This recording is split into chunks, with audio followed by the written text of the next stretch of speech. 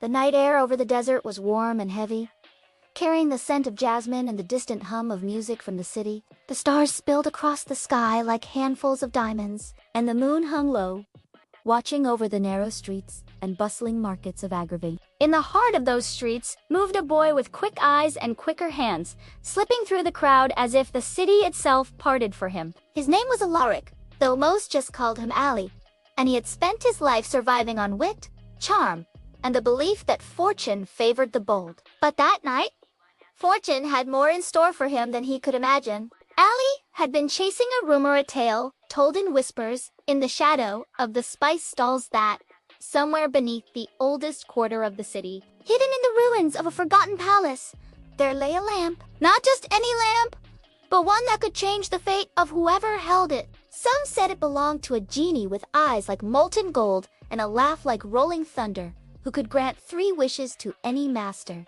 Others claimed it was cursed, binding the wisher to a destiny they could never escape. Ali, who had seen hunger and hopelessness more times than he cared to count, decided that even a cursed wish was better than none at all. Under the cover of nights, he found the entrance the rumor had led him to, a narrow crack in the wall behind an abandoned courtyard. The air was thick with dust, and his footsteps echoed against ancient stone. Down he went, deeper and deeper, past carvings of kings long gone, until he reached a chamber lit only by the faint shimmer of moonlight seeping through a broken ceiling. And there, on a pedestal, sat the lamp. It was small, unassuming, its brass dulled with age, but something about it made the air hum like it was waiting. Ali reached out, and the moment his fingers closed around it, the chamber filled with blinding light. The ground trembled, and a wind that smelled of faraway seas and mountains rushed past him.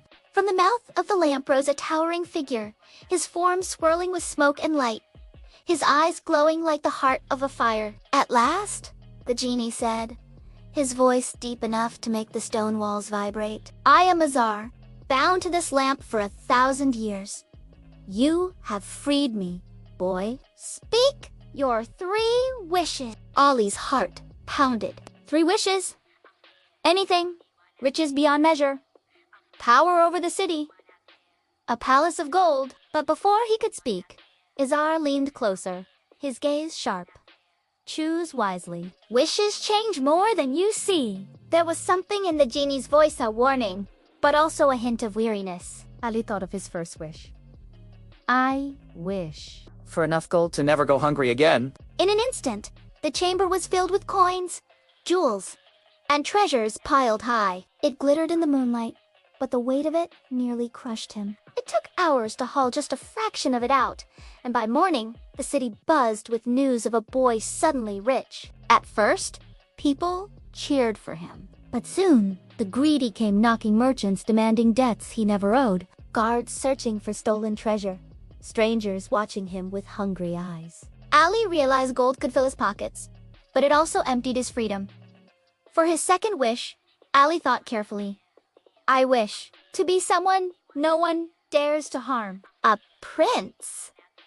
In a flash, his ragged clothes became silks, his sandals became boots of fine leather, and a jeweled crown rested on his head. The palace gates opened for him, and the Sultan himself welcomed him as an honored guest. But life as a prince was not the dream he imagined. He could not wander the streets without guards trailing him. Every smile at court hid a secret. Every word was weighed and measured. He missed the freedom of the market, the thrill of slipping unseen through the crowd. One night, while standing on the palace balcony, Ali looked at Azar, who had been quietly watching him since the day they met.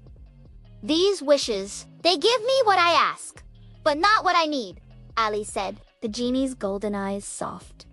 "That is the nature of wishes, boy. They grant what your lips speak, not what your heart truly seeks." Ali asked, "And what would you wish for, if you could?" Azar's voice grew quiet. "To be free.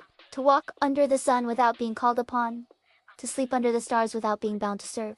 But I am tied to this lamp until my master's last wish is spoken." Ali stood for a long time, listening to the distant hum of the city, thinking of the life he wanted. The gold had not made him happy, nor had the crown. but the thought of giving freedom to someone who had given him the power to change his fate that felt right. For my third wish, Ali said slowly, I wish for you, Azar, to be free. The genie stared at him, smoke swirling faster around his form. Then, with a sound like a storm breaking, the chains of magic that bound him shattered. The light that filled the balcony was warm and alive, wrapping around them both. When it faded, Azar stood not as a towering figure of fire and smoke, but as a man, tall and strong, his eyes still glowing faintly with magic.